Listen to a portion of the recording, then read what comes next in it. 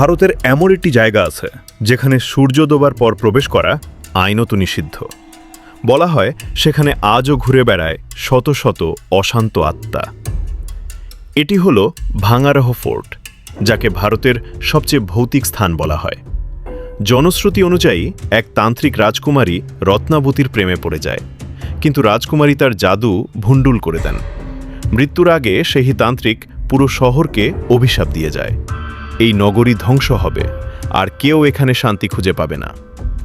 পরবর্তীতে কি হয়েছিল সেটা জানার আগে এই ঘটনাটি আপনার ভালো লেগে থাকলে এবং এরকম ঘটনা পেতে চ্যানেলটি সাবস্ক্রাইব করে ভিডিওতে লাইক করে দিবেন।